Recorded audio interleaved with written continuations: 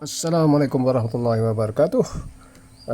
Kali ni Pak Wan nak cerita sikit tentang morfologi sungai. Morfologi sungai. Bahasa Melayu tak tahu lah apa nama morfologi tu. Tapi morfologi sungai ni maksudnya aliran sungai.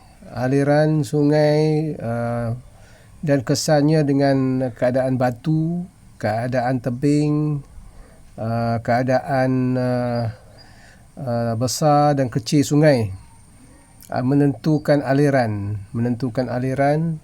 dan menentukan bahaya dan menentukan tempat berehat sebagainya lah, dengan kepelbagaian aliran sungai, batu bata, tempat apa tu semua membentuk aliran yang berbagai, membentuk eddy, berbentuk lidah, berbentuk hidrolik dan sebagainya. Supaya apabila kita tahu benda-benda ni, kita masuk sungai, kita lebih selamat. Jika ianya manfaat, sila share, sila subscribe dan tekan loceng.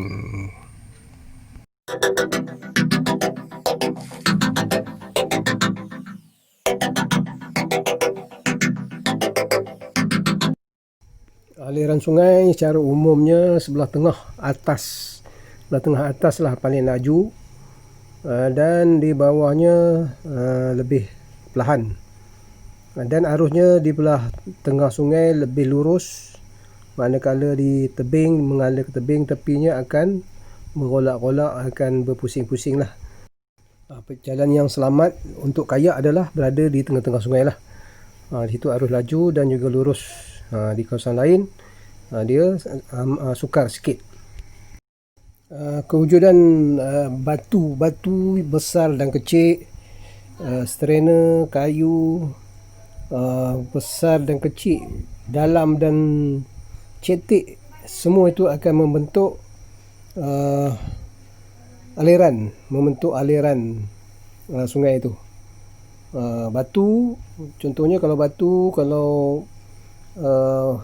airnya kurang, dia akan jadi boulder. Tapi kalau airnya dalam, di batu tu pun akan boleh jadi hidrolik, kalau dia tinggi, melepasi batu. Jadi sebab itulah kalau kita main kayak, walau sungai yang sama, tempat yang sama, tapi airnya berbeza-beza, tinggi rendahnya berbeza, akan menyebabkan sebenarnya pengendalian kayak tu tetap juga berbeza. Kita tak boleh pandang enteng lah, tak boleh kita kata mudah. Sebenarnya apabila kita memudahkan, dia akan mendatangkan bahaya lah kepada kita.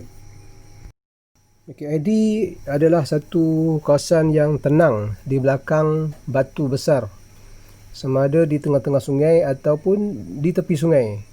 Maknanya batu tu separuh, jadi belakang tu akan berlaku satu kawasan tenang lah, panggil eddy. Di situlah kalau kita nak berehat, situlah kalau kita nak tunggu kawan, kita boleh berada di belakang eddy itulah. Dan situlah sebenarnya tempat yang selamat untuk kita meninjau ataupun kita parking kita punya kayak. V-stream ataupun lidah air ni, dia berlaku apabila air itu diimpit oleh dua halangan. Jadi sebenarnya tempat inilah yang paling bagus lah untuk kita berkayak. Dia lebih selamat. Kalau di tepi, dia berkemungkinan akan menjatuhkan kayak lah. Di situ ada pressure. Tapi di tengah ni lebih selamat lah. Hidrolik pula adalah berlaku apabila keadaan air tekanan tinggi dan tekanan rendah. Maknanya tekanan tinggi dari atas jatuh kepada bawah yang ada tekanan rendah, menyebabkan air berpusing. Air itu berpusing, ataupun orang panggil washing machine berada situ. Jadi dia akan berpusing-pusing itu, dia akan menyebabkan kita terperangkap dalam tu lah kalau kita tak pandai.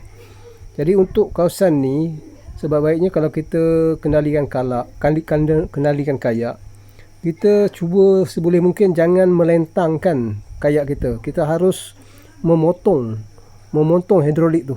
Ataupun kalau di tempat tu tinggi, kita melakukan buff, dipanggil buffing.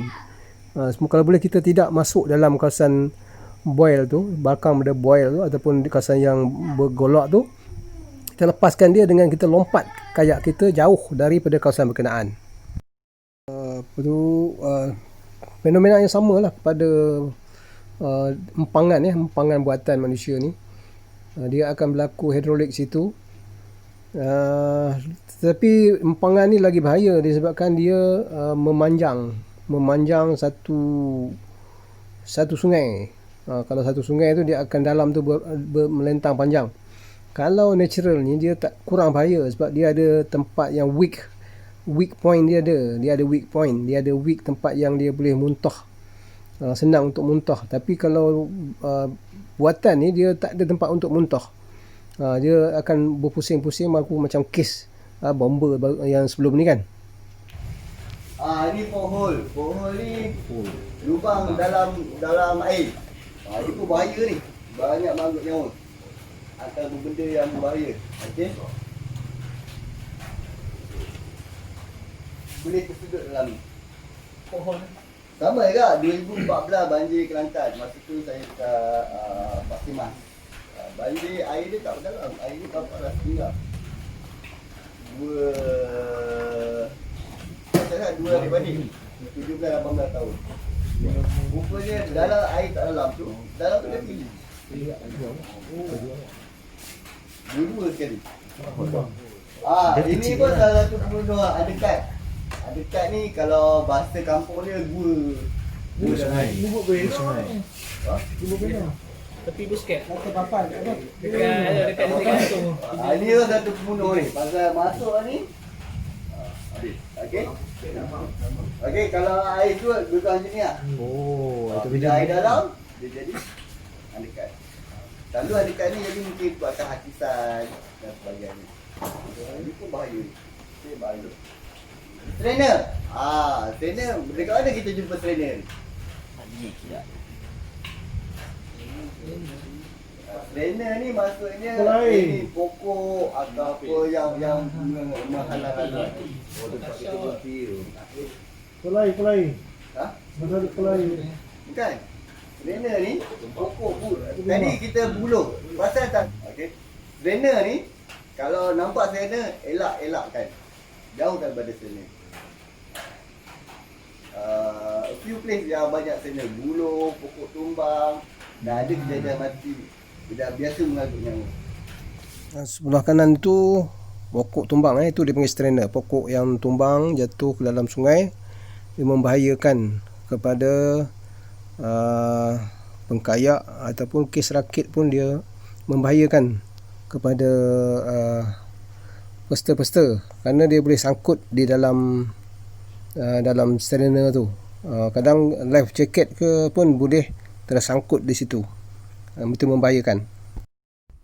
Jika ada manfaat, jika ada kebaikan dan memberi faedah ilmu kepada anda, eloklah subscribe, tekan pucang loceng dan share untuk memberi sokongan kepada Pak Wan untuk membuat video dia akan datang. Jumpa di video akan datang. Assalamualaikum warahmatullahi wabarakatuh.